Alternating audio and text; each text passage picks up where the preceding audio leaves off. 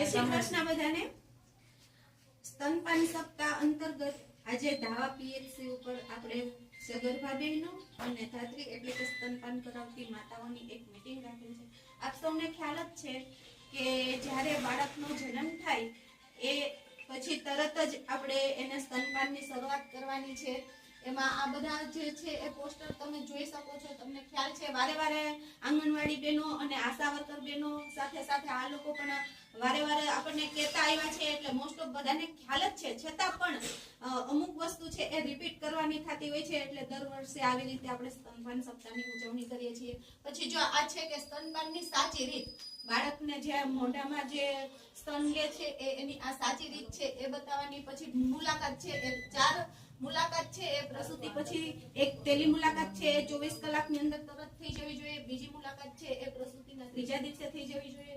પછી ત્રીજી મુલાકાત છે એ 7મા દિવસે અને ચોથી મુલાકાત છે એ 6ઠા અઠવાડિયે। એટલે આ ગૃહ મુલાકાત તેમજ બાળકને રસીકરણ પણ જે એના ટાઈમે યોગ્ય રીતે કરાવવું જોઈએ એ પણ આપણે જોઈ શકો છો। અને વધારે માહિતી આપણા શિલ્પાબેન આપણને આપશે। આજે 1 થી 8 ઓગસ્ટ એટલે આપણે સ્તનપાન સપ્તાહ તરીકે ઉજવીએ છીએ।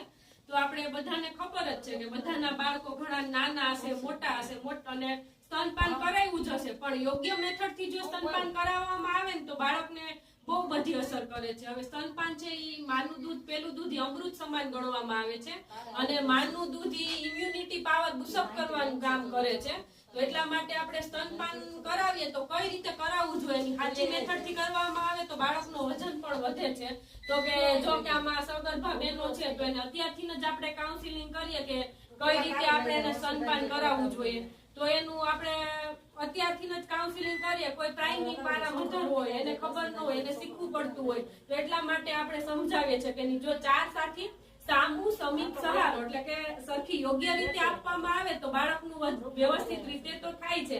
તો કે ઈ તો આપણે આમ રાખવાની રીત છે, પણ એટેચમેન્ટ કેવું હોવું જોઈએ તો કે આ બાળકનું આ છે એ યોગ્ય સાચી રીત છે। ઉપરનું જે પોસ્ટર છે બાળકને સ્તનપાન આપવાની સાચી રીત છે, અને આ નીચેનું છે એ ખોટી રીત છે કે તો કે આમાં મોંફાડ પોળી હોવી જોઈએ, તો કે આ મોંફાડ પોળી છે। પછી નીચેનો ઓઠ બહારની તરફ અડેલો હોવો જોઈએ, તો કે આ છે ઓઠ છે એ સ્તનને અડેલો છે। પછી કે ધીમે અને સ્તનને અડતી દાઢી, તો આ માતાના સ્તનને એટેચમેન્ટ છે, એની દાઢી છે એ અટી ગઈ છે।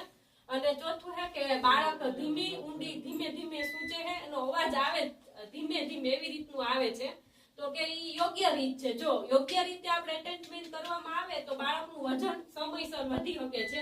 તો કે એ ટાઈમે કેવું ઘણાને ન આવતું હોય તો કેવું ખોરાક લેવો જોઈએ, તો કે આપણે લીલા પાંદડા વાળા શાકભાજી છે, પછી ટોપડું છે, પછી આપણે